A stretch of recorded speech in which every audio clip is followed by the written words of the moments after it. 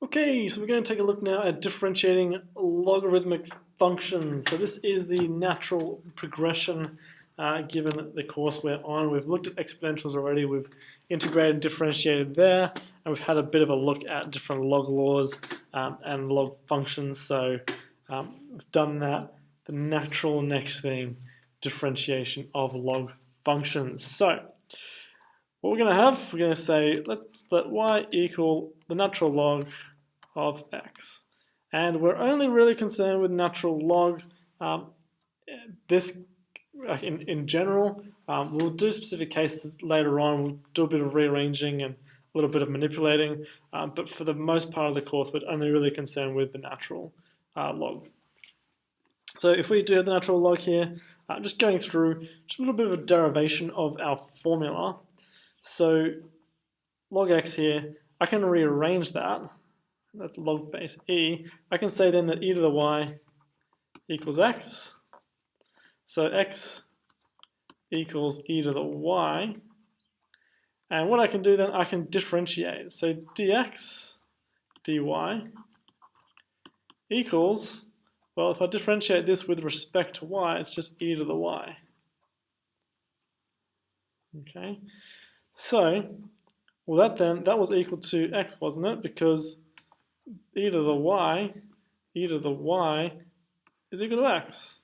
So dx dy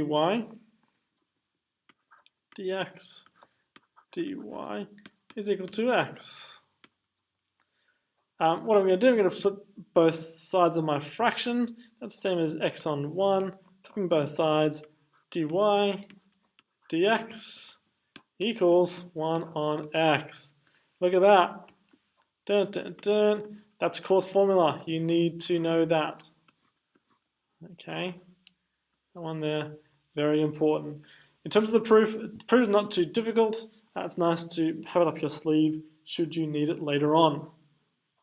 Of course, like exponential functions, we'll now go and apply the chain rule to this. Okay, without getting into too much detail, I'm just going to show you the rule. I trust you can go through chain rule this yourself should you really need to.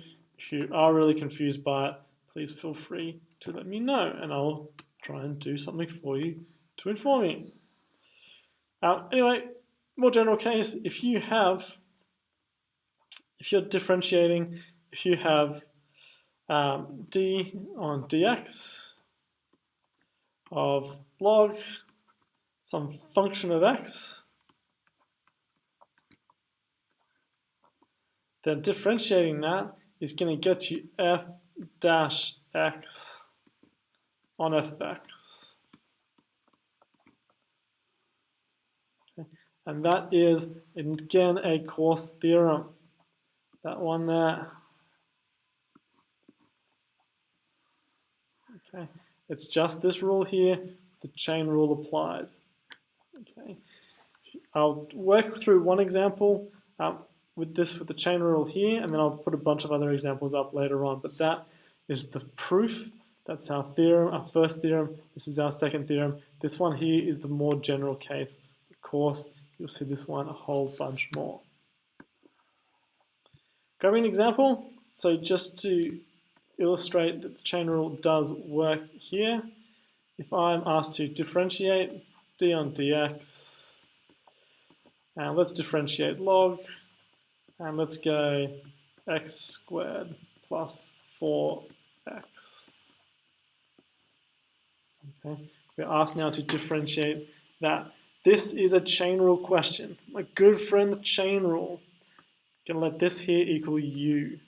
So I've got then u equals x squared plus 4x.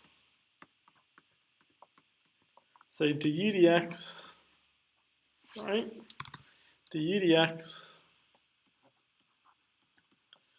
is 2x plus 4. And if I set this here as being y, then y is going to be log u. Doesn't sound very nice. Dy du, well, that there is the first version of our theorem, our most basic version.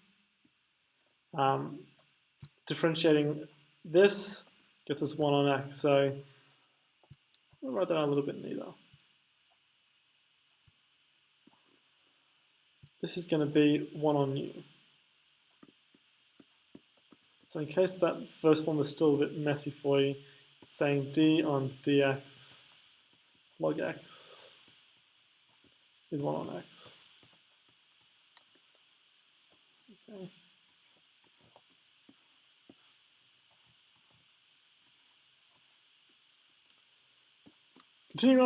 Continuing on with my chain rule, multiplying these two together, we're going to get that d on dx of log x squared plus 4x equals 2x plus 4